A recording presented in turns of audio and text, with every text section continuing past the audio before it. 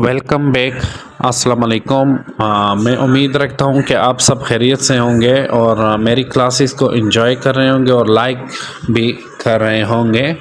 वैसे तो बहुत सी प्रॉब्लम्स हैं, लेकिन मैंने यूट्यूब चैनल पे वीडियो अपलोड करने का मेरा मकसद यही है कि एक तो वीडियो वहाँ पर रिकॉर्डेड सेव रहेगी, और अगर कोई लड़के जो बाद में जाकर एडमिशन करें तो वो भी आराम से इन वीडियोस को देखकर कुछ सीख सकेंगे।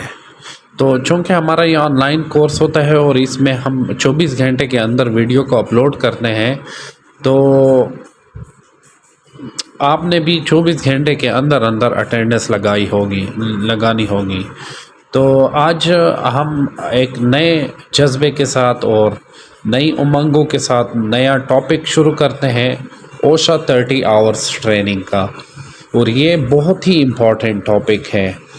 तो कोशिश करेंगे कि हम इसको सीखने की कोशिश करें, और जब आगे हम प्रैक्टिकल फील्ड में जाएंगे और ओशा 30 आवर्स के बारे में जब हमें मालूमात होंगी, तो ये ना सिर्फ हमारे लिए जॉब एक्विजिशन में अहम किरदार अदा करेगा, बल्कि जब हम एक सेफ़ वर्किंग इन्वायरमेंट में इसको प्रैक्टिकली इम्प्लीमेंट करेंगे तो फिर ये हमारे लिए बहुत करामत फ़ायदा होगा।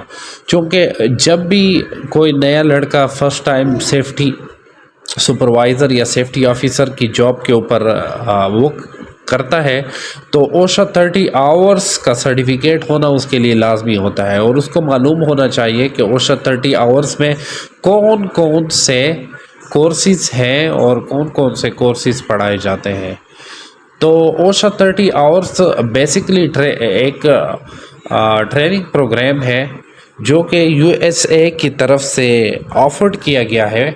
और ओशा 30 hours training is a programme that's prepare supervisor and worker to avoid safety and health risk in the work place. देखें, सेफ्टी एंड हेल्थ रिस्क के बारे में मैंने रिस्क असेसमेंट में डिटेल से बताया था कि रिस्क क्या है और रिस्क को हम किस तरह कम करेंगे और क्या क्या प्रोबेबिलिटीज़ है, क्या इम्पेक्ट है और क्या इसके असरात होंगे। तो ये सारी की सारी चीज़ें हमने रिस्क असेसमेंट में पढ़ी थी। तो there are 2 industry specific versions of course. तो इसमें 2 किस्म के कोर्स है, एक कंस्ट्रक्शन होता है और एक जनरल इंडस्ट्री का होता है। Construction the course is design for supervisor in construction demolition and building development, and it's include an overview of most common risk of construction work such as falls, hazards and electrotions। तो construction hazard में हम असल में अगर एक building को हम या एक वर्क प्लेस को हम कंस्ट्रक्ट कर रहे हैं या उसको हम गिरा रहे हैं या एक बिल्डिंग में हम डेवलपिंग काम कर रहे हैं, तो हम उसके ओवरव्यू को देखते हैं कि इसमें कौन कौन से रिस्क कॉमन है कंस्ट्रक्शन में और इसमें कौन कौन से hazards आते हैं। जबकि general industry this is course ideal for workers in manufacturing, factory operations, warehousing, healthcare and more. It's cover a range of occupational hazards including risk related to walking and working surface, material handling, bloom bomb, pathogens, Fyers, machinery and more. असल में general industry जो होता है ये industries, manufacturing companies, manufacturing factory, where housing, health cares units, इसमें use होता है। तो हम इसको थोड़ा सा ब्रीफ पढ़ लेते हैं। Introduction to ओशा। ओशा roles is ensuring work place safety and health. देखिए, सबसे फर्स्ट जो रोल है ओशा का वो क्या है? To ensure work place safety and health. जब तक आपने इंश्योर ना किया हो वर्क प्लेस को सेफ्टी एंड हेल्थ से, मतलब आपके एम्प्लॉयज़, वर्कर्स जो आपकी ऑर्गेनाइजेशन में काम कर रहे होते हैं वो इंश्योर ना हो और उनको ये श्योरिटी ना हो कि हम इस वर्क प्लेस पे काम कर रहे हैं और हम श्योर हैं, ہمیں کسی قسم کا کوئی نقصان نہیں ہوگا۔ اگر خدا نخواستہ آگ لگ گئی تو آگ کے لیے انہوں نے پراپر سسٹم کیا ہوا ہے، اگر کوئی بیمار ہو گیا تو اس کے لیے انہوں نے ڈاکٹرز رکھے ہوئے ہیں۔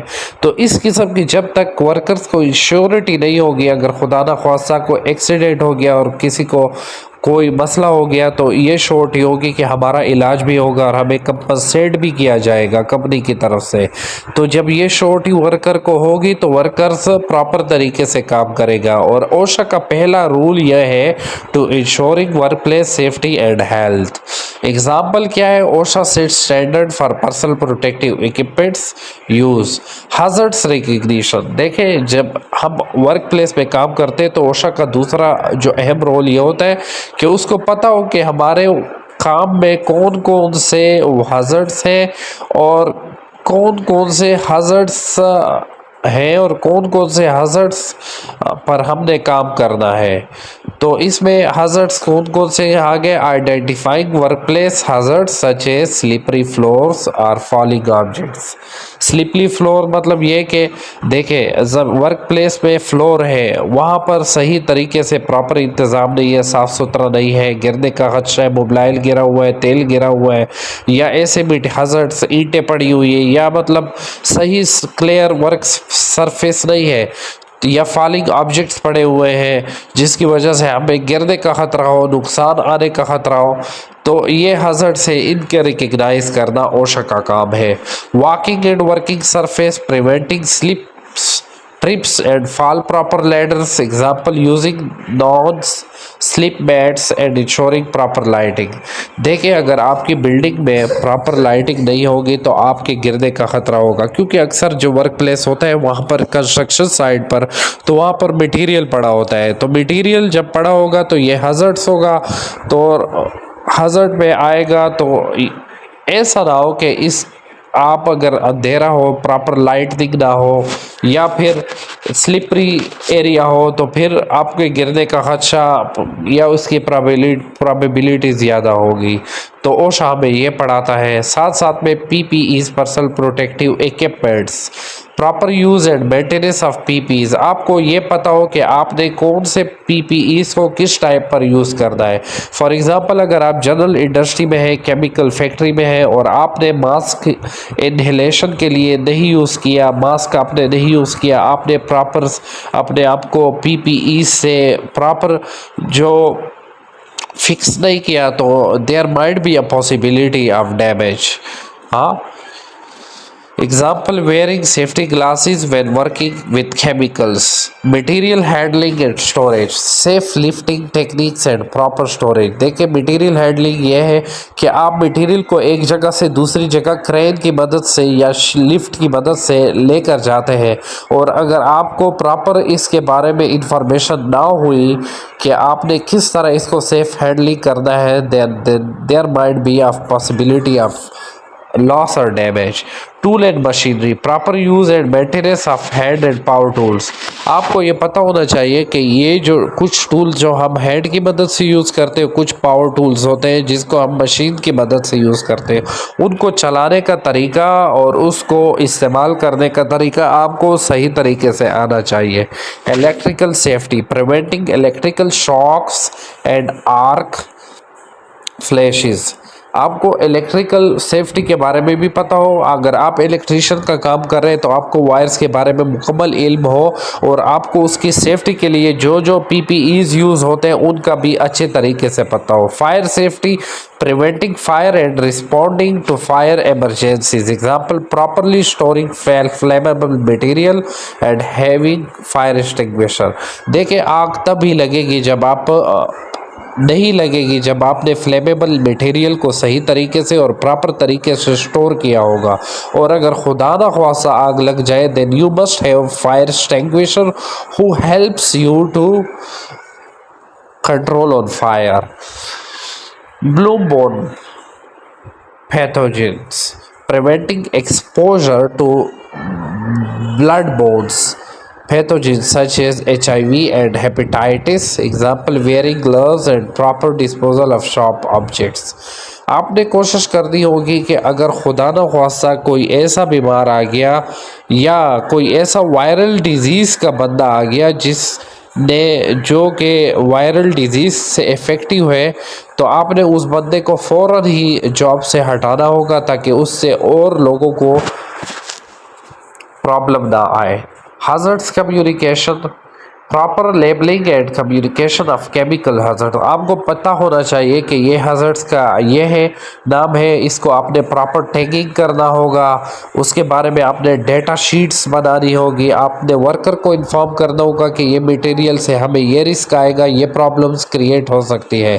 Emergency action plan, preparing for or responding to emergency such as fire and excavation. Example, conducting regular fire drills and having an emergency.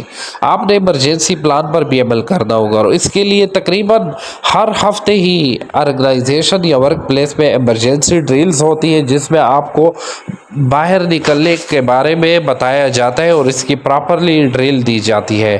Record keeping and reporting, for example اگر خدا نخواستہ کوئی ایک ایکسیڈنٹ ہو گیا یا کوئی انجری یا illness ہو گئی، تو آپ نے اس کو نہ صرف ریکارڈ کرنا ہے but you will also have to report that accident اور illness to the higher authorities. تو یہ سارے اوشا کے رولز ہیں، 30 آورز میں آپ کو پڑھائے جائیں گے۔ آئی ہوپ کہ آپ نے آج بہت کچھ سیکھا ہوگا میرے لیکچر سے۔ میری ویڈیو کو شیئر کریں، کامنٹس کریں اور لائک کرنا نہ بھولیے۔ شکریہ۔